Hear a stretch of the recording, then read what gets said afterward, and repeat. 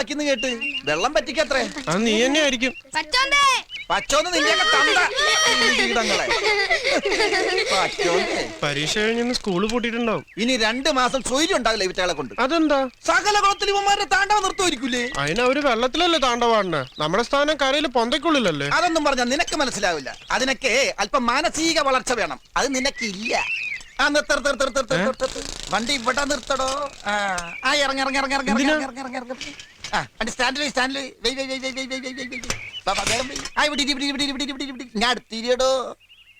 താൻ ഈ വാൽച്ചാനെ പറ്റി കേട്ടിട്ടുണ്ടോ? ഏതാണ് ചങ്ങായി? ചങ്ങായ കാമസൂത്ര എഴുതിയ ആളാണ്ടോ? അതെന്ത് സൂത്രാണ്? ആ സൂത്രമാണ് അറിഞ്ഞിരിക്കേണ്ട സൂത്രം. ഒന്ന് പരിചയപ്പെടായിരുന്നു. ഇപ്പൊ എവിടെ ഉണ്ടാള്?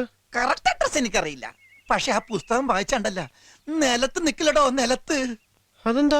ആ ചെവിയും കടിപ്പിച്ചേ. അയ്യേ വൃത്തിയേട്ടൻ. എടാ, ഒരാണായി ഇതൊക്കെ അറിഞ്ഞിരിക്കണം. നീ എന്തൊരു മനുഷ്യനാ. ഞാനൊക്കെ ഉണ്ടല്ലോ, മഞ്ജുള, മാധവി, സുബൈദ, മേരിക്കുഞ്ഞ്, അത് അവിടെ നടന്നില്ല. 5 അതെ. എടാ, ജീവിതത്തിൽ ഇതൊക്കെ രസമുള്ള കാര്യങ്ങള്. സ്വല്പം കള്ളുകൂടി, അല്പം വിഷയം, ഇതൊക്കെ ആണുങ്ങൾക്ക് പറഞ്ഞിട്ടുള്ളതാ. നമ്മൾ ഈ പറഞ്ഞതൊക്കെ പോട്ടെ. ഞാനൊരു സിമ്പിൾ കാര്യം ചോദിക്കട്ടെ. നീ ഏതെങ്കിലും പെണ്ണിനെ പ്രേമിച്ചിട്ടുണ്ടോ?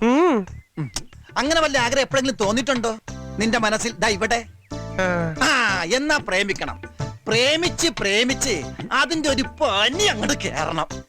എന്റെ പൊന്നെ, ഈ ഭൂലോകം മുഴുവൻ നമ്മുടെ കാൽ കീഴിലാ. പിന്നെ നീ പ്രേമിച്ചിട്ടുണ്ടോ? മൂന്നെണ്ണം. ഇപ്പൊ 3 അവിടെ ഉണ്ട്. അവരൊക്കെ ഓരോ വീട്ടിൽ നല്ല സമ്പൽ സമൃദ്ധമായി ഓരോ കുട്ടികളായി ജീവിക്കുന്നു. അപ്പൊ നീ 3 പേർക്ക് വീടും വെച്ചു കൊടുത്താ? ഞാനതിന് വീട് വെച്ചു കൊടുക്കണം.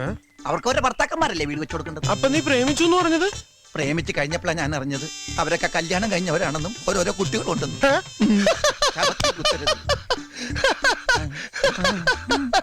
ഗോവിന്ദേട്ടാ, അത് പപ്പടം തന്നെയാണ്. എന്താ നിന്റെ ഉദ്ദേശം? മാസം 1 ബാക്കിയുള്ളോ നേരാൻ വേണം കക്കൂസി പോകാൻ വയ്യാണ്ട് ബുദ്ധിമുട്ടണു. അതെന്ത് പറ്റി ഗോവിന്ദേട്ടാ? അപ്പൊ നിങ്ങൾ ഡോക്ടറെ ഒന്നും കണ്ടില്ലേ?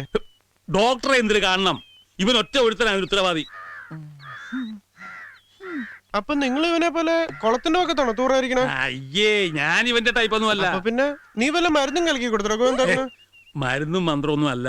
നീ കേക്ക് രമേശ, കക്കൂസിന്റെ ചോരിടിഞ്ഞ് വീണത് ശരിയാക്കി തരാമെന്ന് പറഞ്ഞ് ഇവൻ എന്നെ കളിപ്പിക്കാൻ തുടങ്ങിയിട്ട് മാസം 1. എന്റെ അമ്മേ, നീ എന്ത് പണിയുടെ കാണിച്ച? ഇപ്പൊ ഈ പണിയായിട്ട് ഞാനല്ലട്ടാ, ഗോവിന്ദേട്ടനാ. മോൻ കണ്ടാ അറിയാതാ എന്ന് പറഞ്ഞ വയറാകെ സ്തംഭിച്ചിരിക്കുക. അതറിയാനുണ്ട്. നിനക്ക് ശരിയാക്കി തരാൻ പറ്റൂല. അതിന് ഗോവിന്ദേട്ടൻ ഒന്ന് വയറിളിക്കാൻ മതി, പിന്നെ ഗ്യാസിന്റെ ശല്യം ഉണ്ടാവില്ല. എടാ, അതൊക്കെ ഞാൻ ചെയ്തോളാം. കക്കൂസിന്റെ കാര്യം ഞാൻ ചോദിച്ചത്. ഇനി ഒരു അവധി ഞാൻ പറയുന്നില്ല. ഉറപ്പായിട്ടും താമസിയാതെ ശരിയാക്കി കളയാം. ശരിയാക്കി കളയൊന്നും അല്ല, ശരിയാക്കാം. എന്ന് തിങ്കളാഴ്ച ആണല്ലോ. നിന്റെ ഈ വാക്ക് ഞാൻ വിശ്വസിക്കാം. നീയാണ് സാക്ഷി. ഉറപ്പാണല്ലോ? ഉറപ്പാണല്ലോ. ഒരു പാക്കറ്റ് സിഗരറ്റ്, ഒരു തീപ്പെട്ടിങ് എടുത്തോ. വിൽസ് വേണ്ട, വില കൂടുതലാ. ഒന്ന് സഹായിക്കട്ടെ രമേശ. പൈസ കക്കൂസന്റെ പറ്റിലിരിക്കും. ഞാൻ ശരിയാക്കല്ലേ എപ്പോഴാണെങ്കിലും. ചുമ്മാ നല്ലടാ നിന്നെ പച്ചോന്തെന്ന് വിളിക്കണേ. എന്താ നിന്റെ പേര്? എന്താ എന്റെ പേര്? രമേശ്. രമേശിന്റെ പേരാണ്. എന്റെ പേരെടുക്കാൻ പറഞ്ഞു. ഒരു മിനിറ്റ്. വേണ്ട, കൂടുതലൊന്നും ആലോചിക്കണ്ട. പച്ചോന്തെന്ന് എഴുതിക്കോളാം. ഇതൊക്കെ വാങ്ങിയിട്ട് നീ കക്കൂസ് ശരിയാക്കി കൊടുത്തില്ലെങ്കിൽ ശാപം കിട്ടോ? അത് ഞങ്ങൾ നമ്മൾ ചെയ്തോളാം. അമ്നിയമ്മ എവിടെ പോയി ഗോവിന്ദേട്ടാ? അമ്നിയമ്മ അവള് നമ്മുടെ അന്തർമോലാളുടെ ബംഗ്ലാവ് വരെ പോയിരിക്കുക. അത് വിലക്ക് വാങ്ങിയ ഉടമസ്ഥം വരുന്നുണ്ട് അത്ര അടുത്ത മാസം.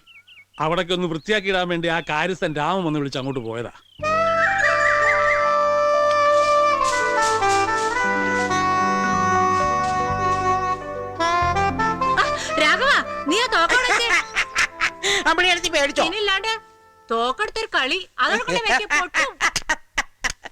പൊട്ടാൻ ഇതിനകത്ത് തിരയൊന്നുമില്ല അമ്മിണിയടുത്തിയെ.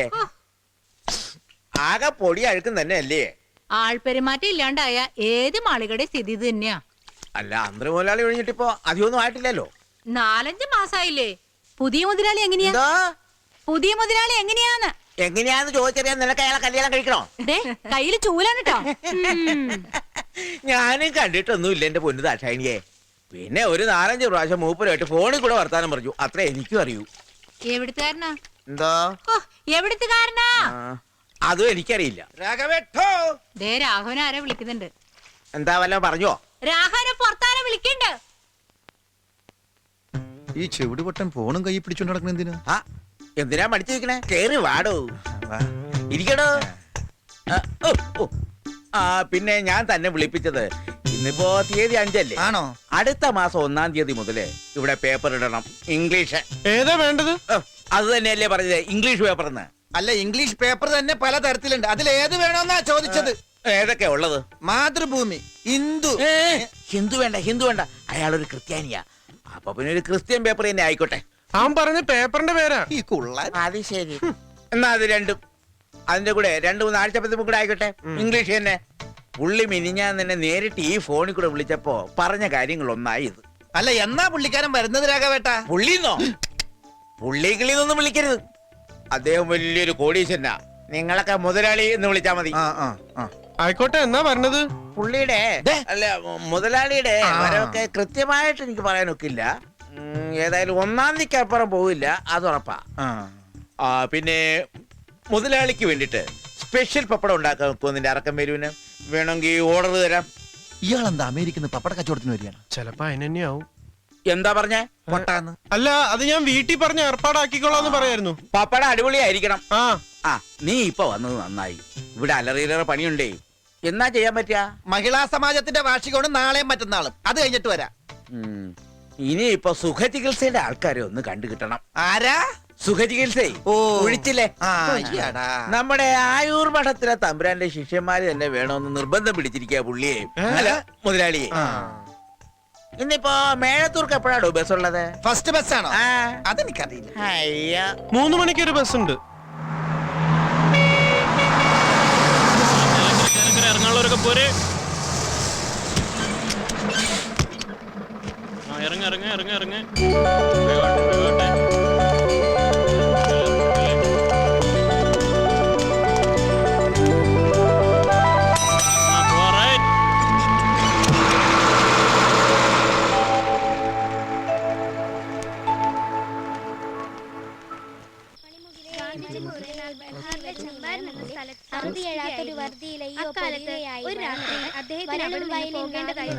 കൃഷിക്കാരുടെ ഒരു സമ്മേളനത്തിൽ പങ്കെടുക്കുക എന്നതായിരുന്നു യാത്രോദ്ദേശം.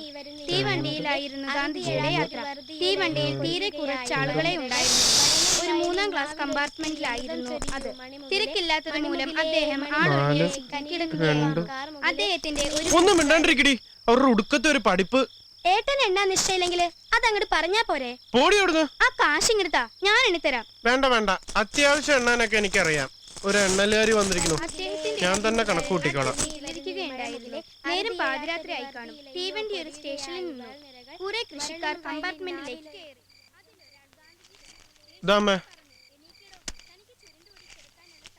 നിനക്ക് കിട്ടുന്ന പൈസക്ക് നീ എന്താ ചെയ്യണേ?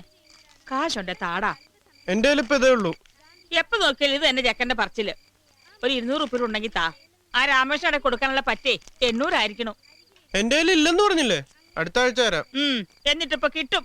വെറുതെ അല്ല നിന്നെ ചെറിയ എപ്പോഴും വഴക്ക് പറയുന്നത്. പറയട്ടെ, ഇഷ്ടം പോലെ പറയട്ടെ, ഞാൻ കേട്ടോളാം. ഇതെന്തിനാ? എനിക്കൊരു കാര്യത്തിനാ. എന്തിന്? ആ മണ്ട സൈക്കിൾ ചവിട്ടി ചവിട്ടി എന്റെ കാല് തേഞ്ഞു. പുതിയത് വാങ്ങാനാ. നമ്മുടെ വർഗീസേട്ടന്റെ കടയിൽ നോക്കി വെച്ചിട്ടുണ്ടോ ഞാൻ. പുതിയ സൈക്കിളിനൊക്കെ ഒരുപാട് കാശ് വേണ്ടേ? വേണം, ഉണ്ടാക്കണം. കുറേശ്ശെ കൂട്ടി ഉണ്ടാക്കണം.